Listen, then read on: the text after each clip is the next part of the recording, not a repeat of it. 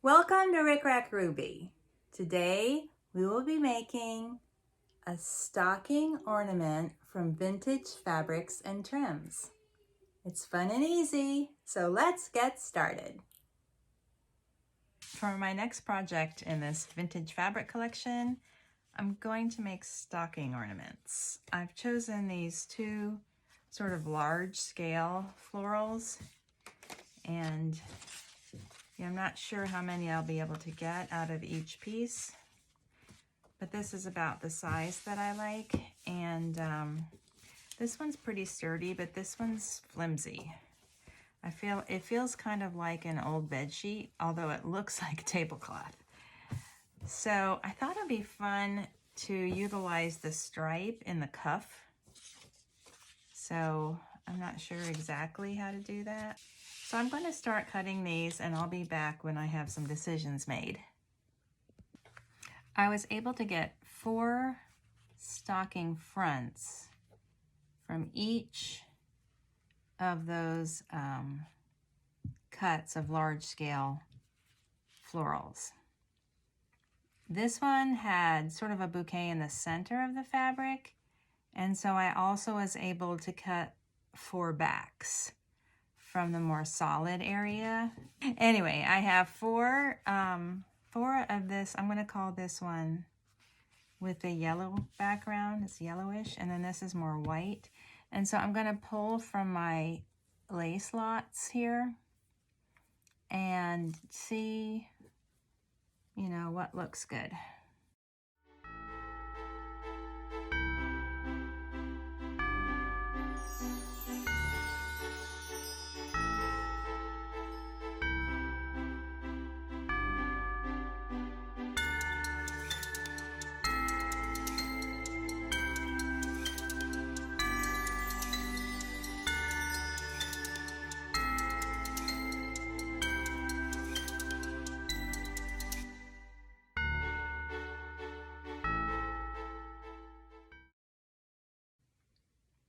Okay, I have quite a few options, and I'm noticing that even this ribbon that was used to tie up the lace, even that looks good with these fabrics. I'll try to use those too. All right, first I'm going to determine a cuff. I'll start with this one. I still love this, but I have a different idea for this. Start with this one.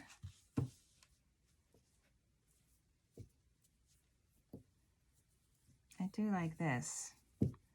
I was thinking of this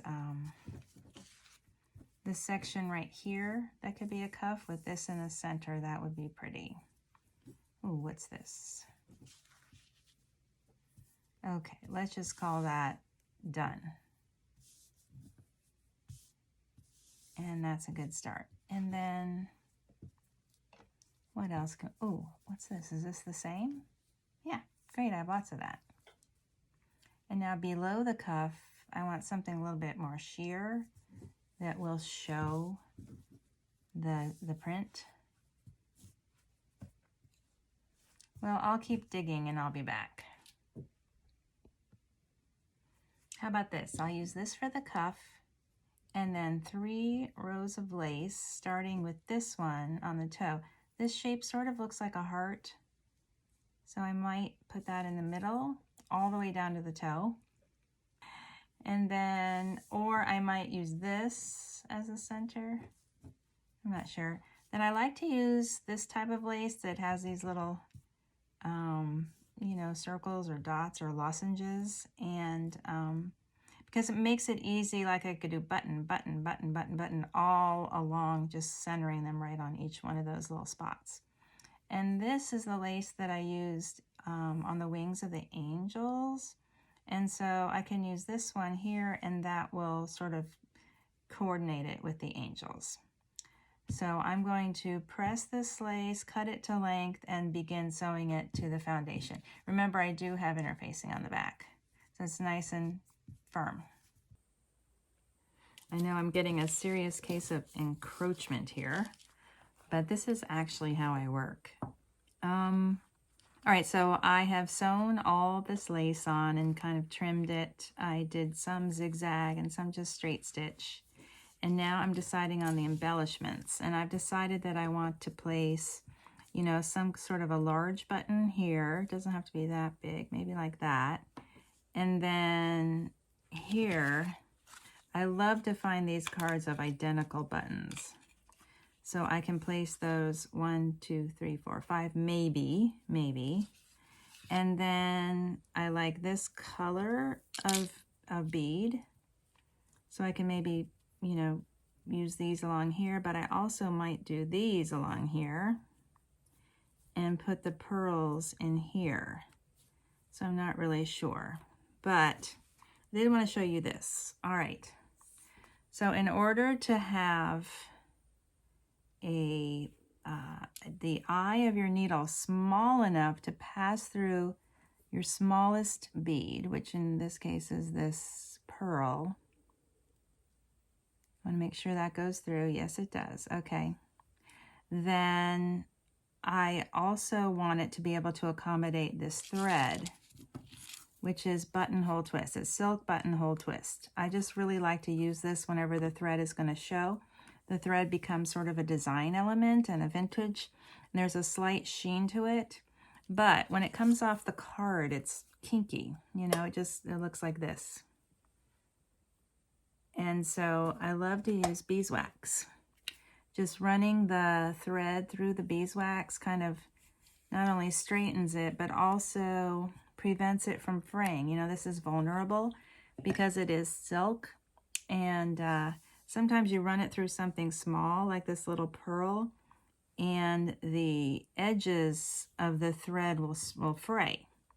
So anyway, the beeswax helps with that. I'll use this one. All right, and then I need to decide if I want the holes to be up and down, like that, perpendicular, like a diamond, or like this. So it's not so much the direction of the holes, but it's the direction of the stitches. All right, I'm going to hold that with my left hand and then stitch through. I think I'll just do 2 across, like this. Maybe I'll do 3 stitches in each pair of holes. This needle is pretty thin and it's bent from use, and so it makes it kind of hard to aim. I don't know if you can tell, but it's definitely bent. Okay, I'm going to secure my thread here in the back. Okay, I've tied a knot in the end. I'm just using a single strand of the buttonhole twist, and I think I'm going to go ahead and add just the pearls to the center of these lace motifs. I'm not going to do one here or here because that's going to be too close to the seam, and I don't want it to break. So I'm just going to try to come up right in the middle of this little motif here and add a pearl to each one of those spots. There's one. You know, I think that I might just add a stitch up here just to make sure the top edge is secure before I move on to the next placement.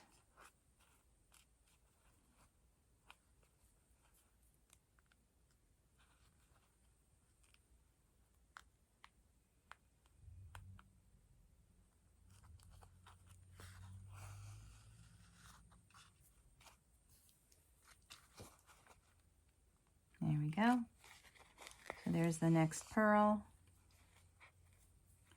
And then a little stitch up here to secure the top edge. And then the next pearl here.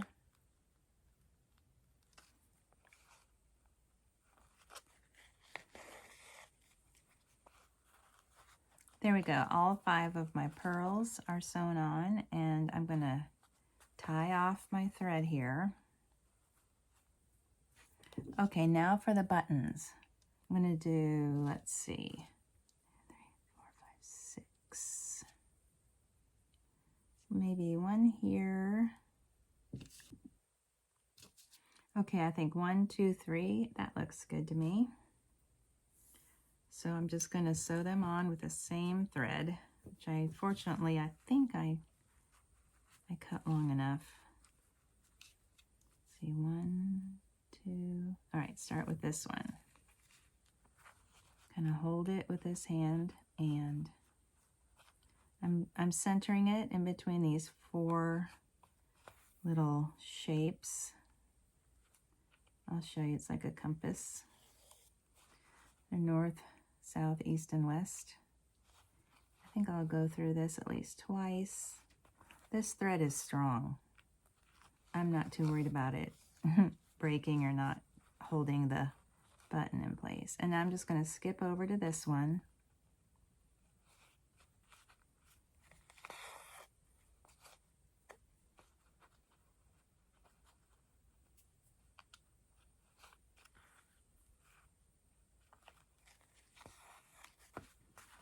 Here's the second one, and then this one goes here.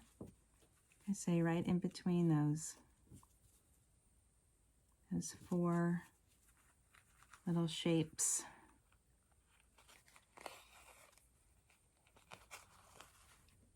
That looks good. So I'll secure my thread here in the back. That looks good. I have some space here. I'm probably gonna do some sort of a bow or something right here with some streamers that'll fill in some of that space, and besides that, I'm happy with that. So here I go. I have a front, a back, and 2 lining pieces. I tried to find one of my vintage pieces that would work as a lining, but I didn't really have anything that looked quite right, so I just pulled something out of my stash. And I'm going to sew the front to 1 lining piece, right sides together, along the top edge. So right along here.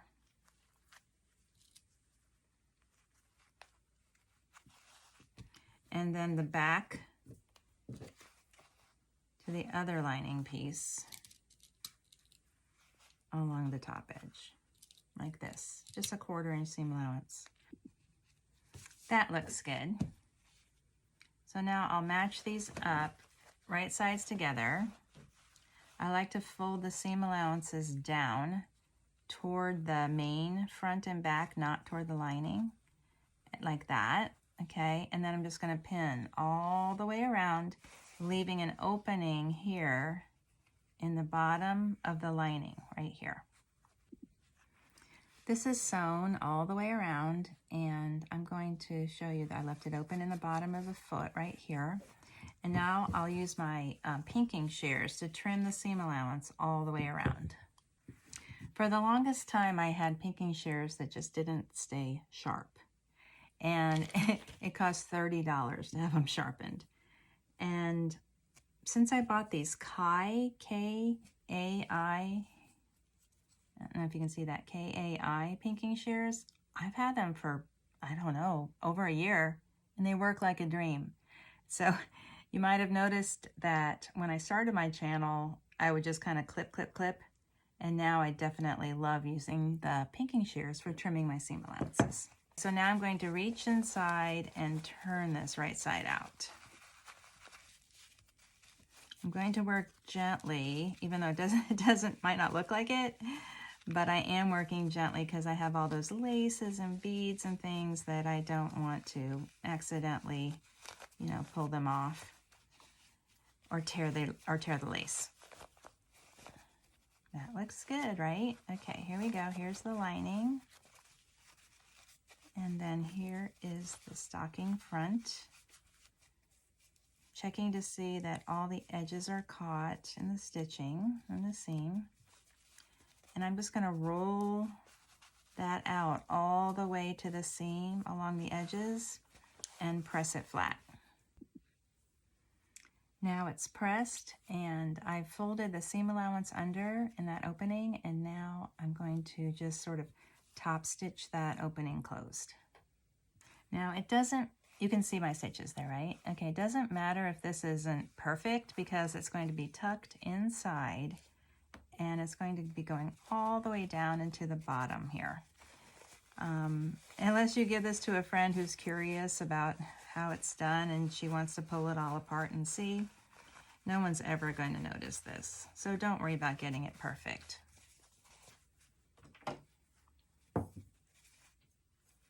I'm going to use a chopstick to get that all the way down. That looks good. Great. Now for the finishing. I was going to try to use this green ribbon, but I think it's too wide. See, it just takes up too much space. So I pulled out this.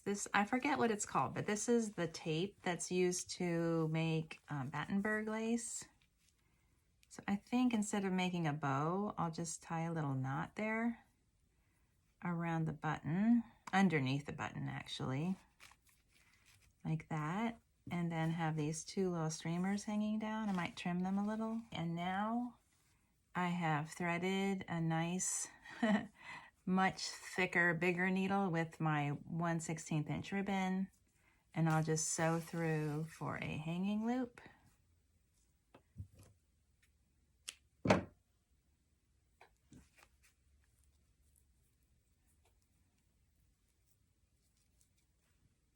And then usually with, on the hanging loop, I'll add a bow or something for a little bit of interest over here, but I think we have enough going on with this.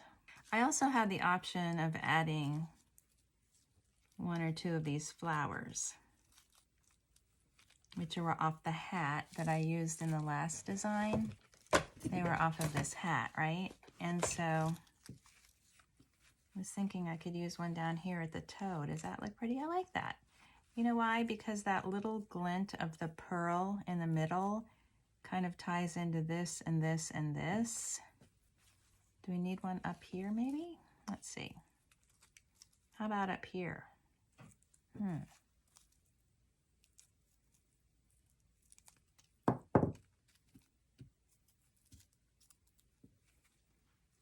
I think it looks cute up here in the corner.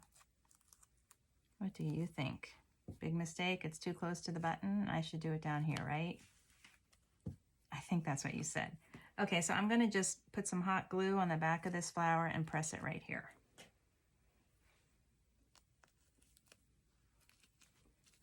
That is exactly what it needed. Okay, I'll clear this stuff out of the way and say farewell. Thank you for watching my tutorial. If you're enjoying my videos, please like, share, and subscribe.